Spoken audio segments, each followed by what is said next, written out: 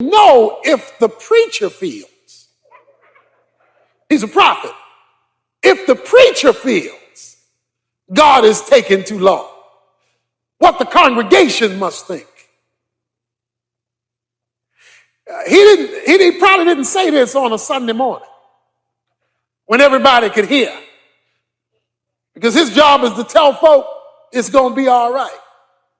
But in his own solemn assembly, he said, how long?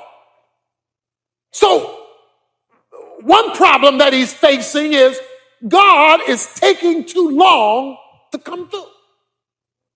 Anybody ever feel? God, I believe you stuff, but you're slow. Even the prophets struggled with the slowness of God. God was not only moving too slow, but his movements were very confusing.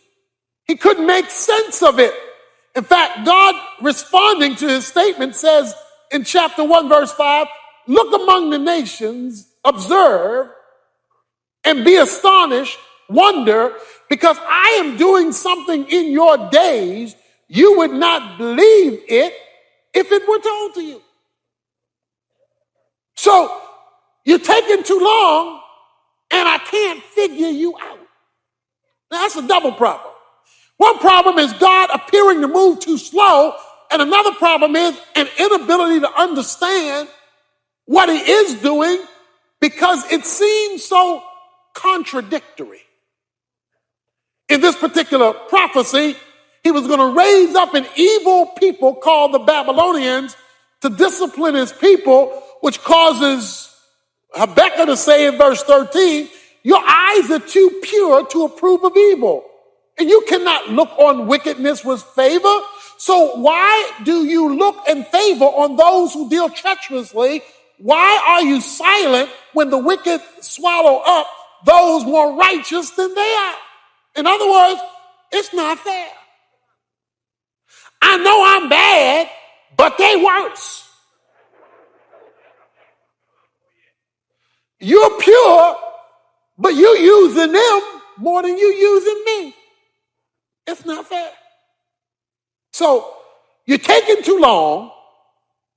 I can't figure out what you're doing, and a little bit I do know, it's not fair. So you're not the only one who thinks these thoughts about God. Now, it's hard to say it because you sound so unspiritual. You know, it's a lot easier to say, he's going to fix it. He's able. He's a wheel in the middle of a wheel. He's a rose of Sharon. He's a bright morning star. He's balm in Gilead. It's a lot easier to say that. But when you by yourself and you thinking your real thoughts, while you believe in him, while you know God is real, there are those times where you have to raise some real questions. Why are you moving so slow, taking so long? Why are you so confusing? I don't understand you. Because what you're doing contradicts what I know about you. Well, the good news is you're not alone. The prophets, he's not the only one, had to struggle with the methodology of God. In fact, he says in the second verse of chapter 3, the last chapter of this book, Lord, I have heard the report about thee and I fear. So now let's watch this thing. You're taking too long. I'm confused. It's not fair, and I'm afraid. A combination of negatives, and he's the preacher. There are only 3 chapters in this book, but it begins off in a pit, but it ends on a peak. It begins down in the despair. Physically, he's a wreck. He's a nervous wreck. Look at the language used in chapter 3, verse 16. I heard, and my inward parts trembled. At the sound, my lips quivered. Decay entered my bones, and in my place, I trembled. That's a nervous wreck. Physically, I am just done, distraught. I'm falling apart and unraveling at this. Anybody ever felt like they were unraveling? That life was unraveling, just going every which way. Chaos here. Chaos when you get up. Chaos at home. Chaos at work. Just unraveling. That's the situation. Maybe your situation as you look toward the new year, glad it came, but scared to death about where it's going. Glad the past is behind you, but really uncertain about the future in front of you. That was his problem. And he's got to wait quietly, he says at the end of verse 16, for the day of distress, for the people to arise who will invade us. In other words, what he was looking forward to wasn't too exciting to look forward to. His future looked kind of dim. Distress, he called it. I can't take another year like this last one. And yet I don't see much hope for improvement. I wonder if there's anybody here like that today. You just don't see anything. But in the last 3 verses, after he's taken 3.5 chapters to tell you his struggle, his frustration, his confusion, his fear, he comes down to 3 verses. Let me read them one more time. Though the fig tree should not blossom, though there be no fruit on the vine, though the yield of the olive should fail, though the field produce no food, though the flock should be cut off from the field, and there be no cattle in the stall, yet I will exalt in the Lord, I will rejoice in the God of my salvation. The Lord God is my strength, he has made my feet like hinds' feet, and he makes me to walk on my high places. There are three options that are generally given by the world, or that people take as they look at negative situations in their life. One way is to resign yourself. That's the way it is. It was that way, it is that way, gonna be that way. So you just resign to the fact that you're just destined to be miserable. You destined to be a loser. You destined to not have a change come. That's life. So you kind of just resign yourself to it. You kind of just say that that's the way it is. That's the way it's going to be. And so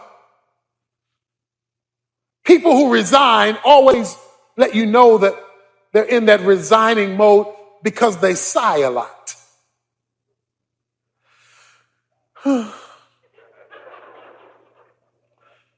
How you doing?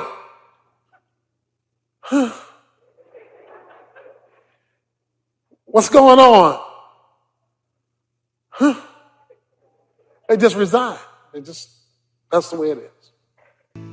There's a second way that people deal with life when it doesn't seem to offer a future, and that is detachment. In other words, they distract themselves so they don't have to think about it.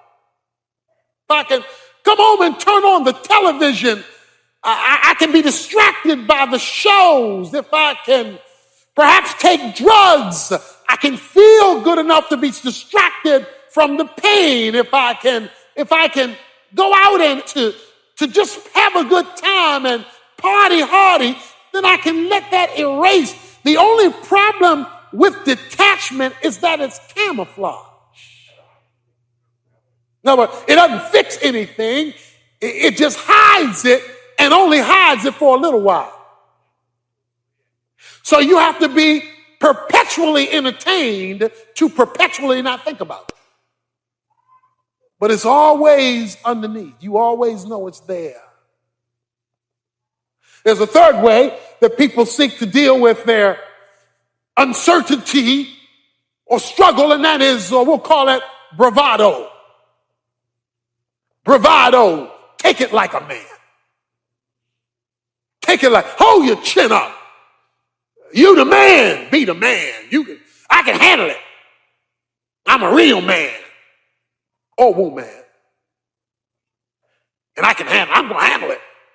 I'm going to face it. I can take it.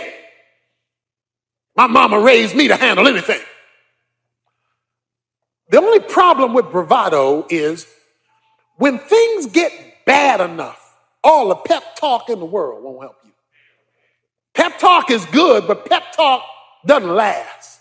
It's like having a pep talk before a football game. At halftime, the score 52-0, you losing. The coach come in halftime talking about pep talk. After a while, reality sets in. Okay? We ain't going to win.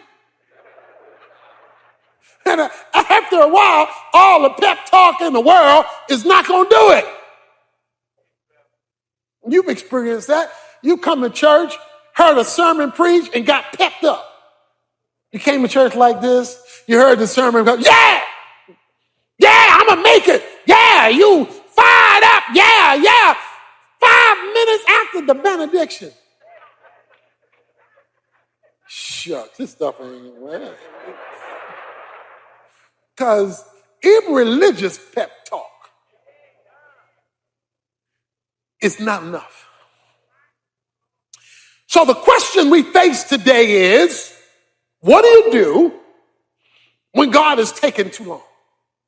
What do you do when uncertainty is in front of you? What do you do when you are afraid? What do you do when you feel like you're falling apart at the seams? Resignation. That won't do it. Detachment. That's camouflage. That hasn't addressed anything. Bravado only goes so long. Habakkuk says in verse 18, I will exalt in the Lord. He says, even though I have my questions, even though I have my confusion, even though I don't see solution number one in sight, and even though God does not make sense, rather than pretend that nothing is wrong, I am going to exalt in the Lord. That is, I am going to trust in the reliability of God even when I can't see him or what he is doing. I am going to choose to believe in the reliability of God even in the dark. Learning to trust God in the dark when you have no support for your faith other than who you know him to be. That is the only content you have. Who you know him to be. You appeal to two things. His character, what he is like, and his works, what he has already done for others, whether you or someone else in the past. People always say, I'm going to have faith, I'm going to have faith. That's never the question. The question is, in what? What is the object of faith? To believe is a meaningless term until you tell me what you are believing. You could say, I believe in Santa Claus. You could say, I believe in the tooth fairy. So your belief system is flawed. Belief only matters if the object has substance. We respond to our circumstances because our circumstances affect us. But he has to make a choice. It is the choice that every believer here today has to make, and that is the choice as to whether you will choose to believe God. That is the question. Will I choose to believe God? I have to believe two things about God.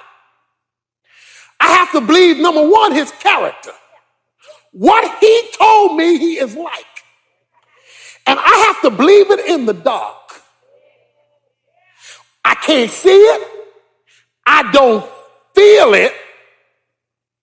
But since he can't lie, it must be true.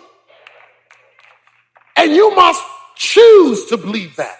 Look, you got to believe that when there's no emotional kicking, there's no choir singing, there is no preacher preaching, and you out there by yourself, you got to decide that I'm going to believe what I know to be true about God. And that's one of the things, that's why theology is important, so that you know what to believe when hard times come.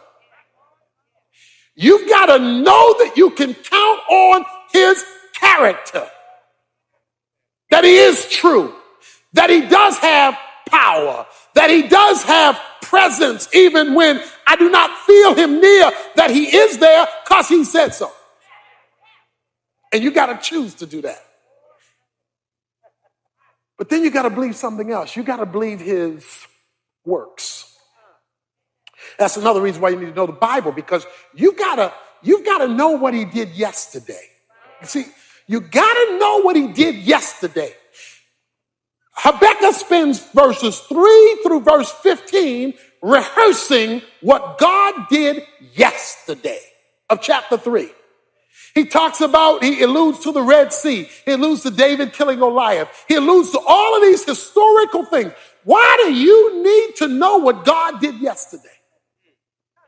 Why is it important for you to know what he did in the past, in the Bible, in the life of your mama, in your friend's life? Why do you need testimonies of what he did yesterday? Why do you need to remember it? Because of this. He is the same yesterday, today, and forever. The reason why you've got to know what he did is because what he did, he can still do. Because he does not change. We call it the immutability of God. He does not change. His methods vary, but his abilities don't. And therefore, when you remember what he did, then you know what he can do. And let me talk about that. Because when you look back at the way God did things, he never had one way. There wasn't a cookie cutter method of addressing people's needs or problems or circumstances. And when you look closely, sometimes he let people get to the last minute before he came through. Sometimes it wasn't all in advance. If you needed something December 31st, sometimes he waited till December 31st. He didn't show up in advance. He came just in the nick of time. You have to choose to trust God in the dark. When you can't see him, you don't feel him. There are no things that are whipping you up. You can't find anything to hang on to but what you know to be true about him. Habakkuk is a prophet who's confused. The second verse of the first chapter, he says, "How long, O Lord, will I call for help and you not hear me?" Anybody ever felt like that? One problem is God appearing to move too slow, and another problem is an inability to understand what he is doing because it seems so contradictory. In this particular prophecy, he was going to raise up an evil people called the Babylonians to discipline his people, which causes Habakkuk to say in verse 13, your eyes are too pure to approve of evil, and you cannot look on wickedness with favor. So why do you look in favor on those who deal treacherously? Why are you silent when the wicked swallow up those more righteous than they are? In other words, it's not fair. I know I'm bad, but they worse. You're pure, but you using them more than you using me. It's not fair. So you're taking too long. I can't figure out what you're doing, and the little bit I do know is not fair. So you're not the only one who thinks these thoughts about God. There are only 3 chapters in this book, but it begins off in a pit, but it ends on a peak. It begins down in the despair. Physically, he's a wreck. He's a nervous wreck. Look at the language used in chapter 3, verse 16. I heard, and my inward parts trembled. At the sound, my lips quivered. Decay entered my bones, and in my place, I trembled. Physically, I am just done, distraught. I'm falling apart and unraveling at this. Anybody ever felt like they were unraveling? That life was unraveling, just going every which way. Chaos here. Chaos when you get up. Chaos at home. Chaos at work. Just unraveling. That's the situation. But he has to make a choice. It is the choice that every believer here today has to make, and that is the choice as to whether you will choose to believe God. That he is true, that he does have power, that he does have presence even when I do not feel him near, that he is there because he said so. And you got to choose to do that. Look at chapter 2, verse 20. But the Lord is in his holy temple. Let all the earth be silent before him. That means shut up. Be silent, that means be quiet. All right? The Lord is in his holy temple. Let all the earth be quiet. Now, to understand it, you got the verses before it talks about dumb idols that people look to for solutions. They can't speak, they can't talk. You have to set them up, break them down, and they are dumb. But the Lord is in his holy temple. Let all the earth, that's you and me, we on the earth, let all the earth be silent before him. Now, why do you need to know that? When you can't figure it out, don't get a headache over it. When you can't solve it, don't stay up all night trying to figure it out. God knows how to tell you what he wants you to know. And if he's not informed you of anything more than he has informed you of, you go to sleep. And stop fussing, cussing, and complaining, and be silent before the Lord. In other words, let him do what he's going to do. Leave God alone. He is not a dumb idol. He is not a lifeless being. The Lord is in his holy temple. Let the earth be silent. What do you do in a temple? You worship. Look, in your confusion, you worship. In your lack of clarity, you worship. In your emptiness, you worship. In your despair, you worship. You simply say, Lord, all I can do is adore you in your temple because I have no explanation for anything that's going on right now. None. The Lord is in his holy temple. Let all the earth be silent before him. And so he calls for an act of faith. Matthew 6 says, be anxious for nothing. Because just as you can trust God for yesterday, in fact, you didn't even think you were going to make it till now, the way things look. You just say, if I got to go through another year like this, I'm not going to make it. Guess what? You made it. You here. Your problem may not be solved, but you here. I will exalt in the God of my salvation. You remember when you first started flying and it was turbulence? And how nervous that makes you, you know? Plane go boom, boom, boom, jumping up and down. And you get a little uncomfortable with turbulence, you know? Especially if it's real bad in a storm and you don't know what's going on. See, the problem with a plane is you're not in control.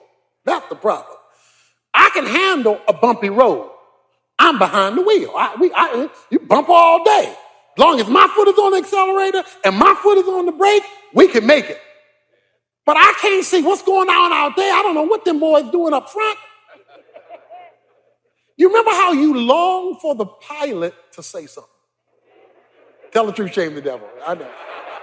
You wanted the pilot. You ain't care who you were sitting next to. Them talking about, oh, bumpy flight. You don't know what you're talking about. I want the pilot. And when the pilot said, we are entering into rough air, you could, even though it was rough air, you could take a deep breath. Because he ain't come on and say, we crashing. He said, it's rough air. You heard the voice from up front. A voice you could not see. Entering into God's holy temple in your worship when things are falling apart so that he can speak to your heart won't change necessarily the bumpy air until it's time for smooth flying, but at least you know somebody up front has got it under control. Right? And so he says, I will exalt in the Lord. The Lord is in his holy temple. Let all the earth be silent, but before him. You're before him. You can't figure it out? Don't. God knows how to tell you what he wants you to know. Don't be getting a headache over stuff you can't change, stuff you can't fix. You go to the holy temple. He says, I will exalt in the Lord. I choose to do that. I like the way Psalm 34 says, Psalm 34, verses 4 to 7. He says, my fears look to him. My apprehension looked to him. I didn't just talk to everybody else about my distress. I pointed them to him. Right? My fears looked to him. And then it's preceded by the statement, fig tree should not blossom. No fruit on the vine. Olive should fail. Fields produce no food. Flock should be cut off. But the key word is the word though. Somebody say though. Though. Let me give you a more contemporary word for though. Suppose. Even though this happens. Suppose. How many folks spend a lot of time with suppose? Suppose this is cancer. Suppose we don't have the rent money. Suppose this job doesn't come through. What are we going to do? That's suppose. We look at all the options. Oh, I love Habakkuk. Habakkuk says suppose. Even though. But instead of dismissing suppose, he invites suppose into his house. He says, suppose, come on in, let's talk. And he creates the worst possible situation. Because the situation that he extracts from is a hopelessness. He says, let me come up with his worst case scenario. Worst case scenario. And let me put it in contemporary English. Suppose there is no money in the bank. Suppose both cars break down and I have to walk or catch a bus. Suppose I get a pink slip during this downturn in the economy. Suppose my health report doesn't come back like I hoped it would. Suppose I spend another year alone as a single person. Suppose we're still battling in our marriage relationship a year from now. Suppose, worst case scenario. He says, even if my worst case scenario happens, I will exalt in the Lord.